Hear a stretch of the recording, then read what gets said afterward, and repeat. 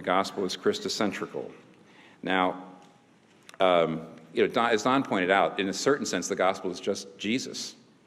What is the gospel? It's who Jesus is and what he did for us. The gospel is Jesus. And of course, you see this in 1 Peter 1:10, where he even talks about, it says, concerning the salvation, we'll get back to this again, concerning the salvation, the prophets who spoke of the grace that was to come to you searched intently and with the greatest of care, trying to find out the time and circumstances to which the Spirit of Christ in them was pointing when the Spirit predicted the sufferings of Christ and the glories that would follow. Now, what's intriguing to me is this. When you read in Luke and Acts how Jesus, in those 40 days, got his disciples together, 40 days before he ascended, after he was raised, what was he doing? At least I'm sure he was doing more than what we're told. But in Luke chapter 24, from what I can tell, he was giving them a hermeneutics seminar. This gives a number of New Testament professors a great deal of hope. That if even Jesus felt that running an advanced seminar in hermeneutics was a good idea in those 40 days, maybe it's a good idea to be doing it too. But basically, he was saying everything in the Old Testament is about me. That's what he was doing. That's what he says in Luke chapter 24. He says it to Cleopas and the other disciple, the nameless disciple on the road to Emmaus. He says it to them in the upper room. He says, the reason you didn't understand what I was about was you didn't realize that everything in the prophets and the Psalms and the law was pointing to me. It's intriguing. We see that in Luke. It's intriguing that here in Peter, you've got an echo of that. Peter was in on that seminar, and here's Peter saying, concerning this salvation, that is the salvation of the gospel of Christ, the prophets had the Holy Spirit in them pointing toward Jesus. It's an echo of what happened there. Peter's saying what Jesus said, and that is every text in the Old Testament points to Jesus. Now, my ministry implication is this. The basic subject of every sermon ought to be Jesus. Doesn't matter what passage, doesn't matter whether it's the Old or New Testament, it's got to be about Jesus. And by the way, before you say, so this is about Old Testament hermeneutics, no.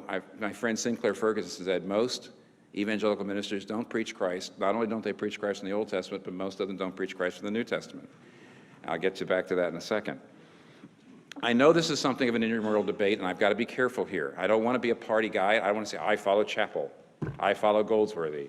And you know there are people who say you preach everything in the Bible pointing to Jesus, and there are other good men who just don't think that's right, and that you shouldn't preach Christ from Jacob wrestling with God, and you should preach about wrestling with God in prayer or suffering or something like that. Honestly, I believe that those good and sincere men are wrong on the basis of reading the Bible and understanding hermeneutics and so on, but part of this goes back to, I remember some years ago when I sat down with my wife. You know what it's like on the way home after the sermon. First you're hoping she'll say, great sermon, honey. And then she doesn't say anything, so you fear the worst. And I remember one day we really got into it, and I said, well, let me ask you a question. How often do you think it was a great sermon? I mean, how many weeks out of the month? And she said no more than one in 4 or 5 is what she said. So we sat down, and at one point, here's what she said. I mean, in general, it's been a pretty long time, but she says, for a good part of your sermon, in fact, all your sermons are great. They're rational, they're biblical, they're exegetical, and they show me how I should live, and they show me what I should believe.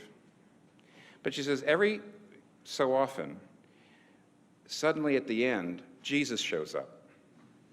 And when Jesus shows up, suddenly it stops being a lecture and becomes a sermon to me.